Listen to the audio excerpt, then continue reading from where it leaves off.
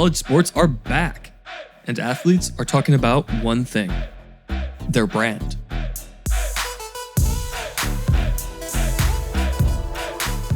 My name's Gio Baker, and I'm a basketball player at Rutgers University. When I was 16, 17 years old, my mom had cancer. Basically, we had no more money left. She's telling me to focus on basketball. Don't really worry about it. I end up creating T-shirts, selling T-shirts out the back of my car in high school. And my name, image, and likeness was nowhere near what it is now, but I was still able to make money, but I had to stop doing it. Until this year, NCAA prohibited college athletes from making money off their name, image, and likeness, or NIL. It said they're supposed to be amateurs, which means they have to play for free, while their schools make a total of nearly $19 billion annually. In March, Baker and others started the hashtag #NotNCAA property to get paid for their NIL.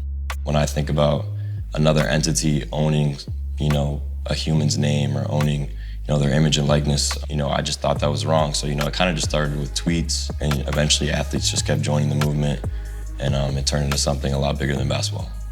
The NCAA changed its NIL rules in July. Quiet on the set. I feel silly, man. I've been doing this for years, and I still feel silly.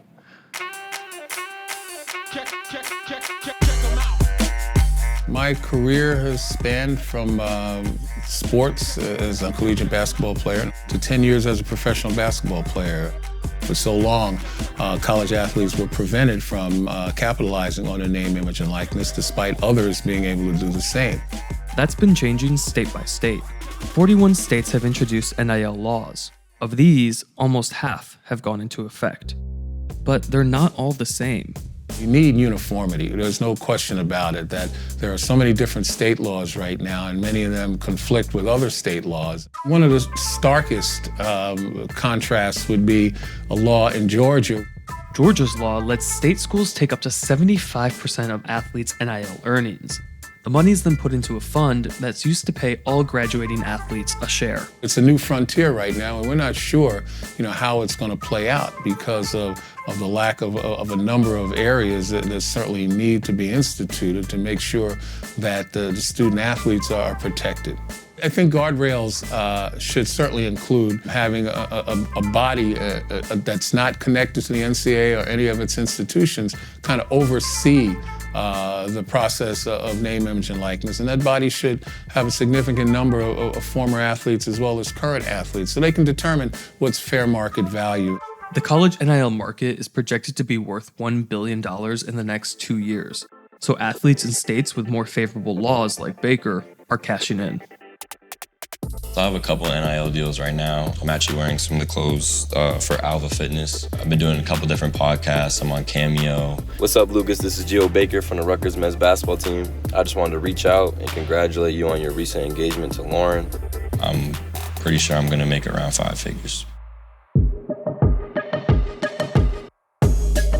Not all athletes are in big-name sports. That's where agents come in.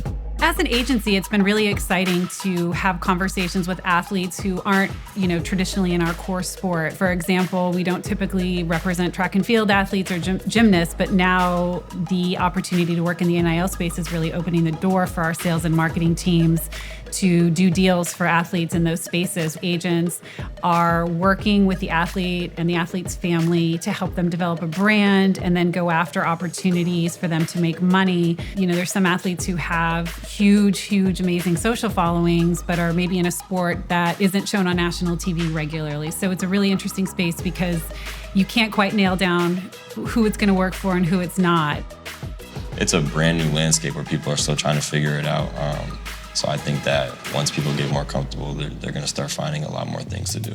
Before, people would really only look at basketball players as basketball players. They were like, okay, they're going to make money off of camp, or they're going to make money off of talking somewhere or something like that. But, you're seeing people, selling their artwork or, doing a concert or, just you're seeing the individuality of each person. I think that's what's really cool about it.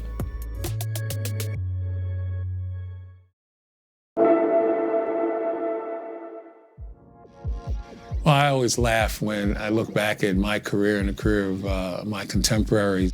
Would name, image, and likeness benefited us? Some. I'm not sure it would have been me, but during those days, we didn't really think about exercising and exploiting our name, image, and likeness. It just wasn't, part of the basketball culture. And it wasn't part of the collegiate sports culture to that extent. When Elmer was a college athlete, Converse used a picture of him in an ad. Someone just took a picture and put it in a poster, and we had absolutely no idea that poster existed until, it was brought to my attention later on. I'm sure it hung in bedrooms of some kids, and certainly was in some of the sporting goods stores that sold Converse shoes, but I didn't get a cent. Today, that certainly couldn't have happened, because the sophistication of young players today is far beyond that of ours in those days. Yeah, I think staying educated about it is definitely super important.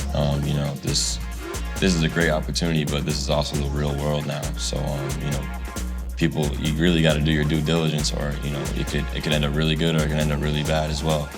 I think there'll definitely be challenges. There's challenges for anybody trying to get paid. I've done my own due diligence. I definitely do research.